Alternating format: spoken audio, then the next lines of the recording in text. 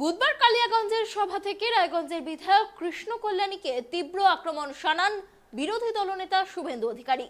এদিন কালিয়াগঞ্জের সভা থেকে কৃষ্ণ কল্যাণীকে নাম না করে শুভেন্দু বলেন, বিধানসভায় বিজেপি, বাইরে তৃণমূল। এবার সেই কটাক্ষের পাল্টা জবাব দিলেন রায়গঞ্জের বিধায়ক তথা পিএসসি চেয়ারম্যান কৃষ্ণ কল্যাণী। কি বললেন তিনি, শুনুন। বাপ কোথায় আছে তার জবাবটা দিন। আগে নিজের বাড়ির ঝামেলাটা মারুন। ওনার বাবা আর ভাই কোথায় আছে সেই ঝামেলাটা মারুন। উনি নিজের বাড়ির ঝামেলাটা মারতে পারছেন না, আর উনি আবার পশ্চিমবঙ্গের ঝামেলা আর উন্নয়ন নিয়ে কথা বলতেছেন বড় বড়। এটা ওনার পক্ষে মুখে শোভা দেয় না। আর অতই যদি হয় আমার অবস্থান কোথায় আছে সবাই জানে, তাহলে আমাকে বহিষ্কার করে দিক না দল থেকে। ওনার যদি ওই থাকে, ক্ষমতা থাকে, বহিষ্কার করে দিক। উনি করছেন না কেন? উনি এই মুদ্রাটাকে জিয়ে রাখছেন কেন? উনি বহিষ্কার করে দিন। আমি শুনেছি শুভেন্দু বাবু লোডশেডিং অধিকারী, উনি বলেছেন যে আয়শা রানী নাকি ওনাকে ফোন করে রিপোর্ট করেছেন, দুটো বিরোধীদের রেখে বাকি সব সিট দিয়ে দিলাম। তাহলে আমার কোশ্চেনটা হচ্ছে, উনি ওনাকে রিপোর্ট করেছেন। রিপোর্ট সাধারণত যে অর্ডার দেয় তাকেই রিপোর্ট করে।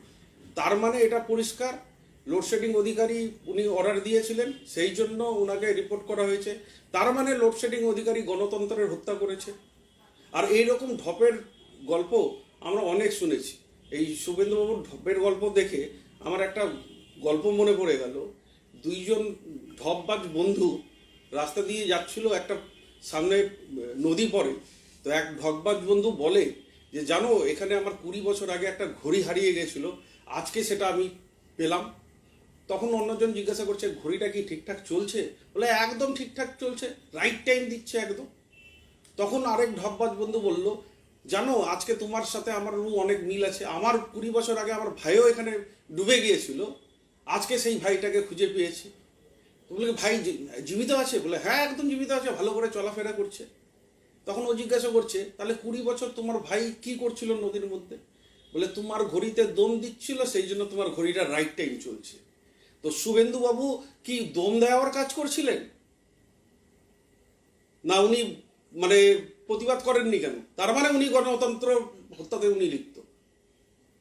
আর উনি 17-18তে যেই ধরনের সন্ত্রাসের রাজনীতি উনি করেছিলেন, ওনাকে দেখে উত্তর দিনাজপুরের লোক ভোট দিবে, এটা তিনি ভুল জগতে বাস করছেন। উনার উত্তর দিনাজপুরে উনার সংগঠন বলতে কোনো কিছুই নেই। আর উনার আসল মুখোশ খুলে গিয়েছে। রায়গঞ্জ তথা উত্তর দিনাজপুরের লোকেরা জানেন যে লোডশেডিং অধিকারী সন্ত্রাসের রাজনীতি করে। আর উত্তর দিনাজপুর আমাদের একটা শান্তিপ্রিয় জায়গা, এখানে সন্ত্রাসবাদীর রাজনীতিদের কোনো জায়গা নেই। আগামী দিনে আপনারা সেটা পঞ্চায়েত আর লোকসভা নির্বাচনে কি ফল আসছে সেটা দেখে আপনারা জানতে পারেন।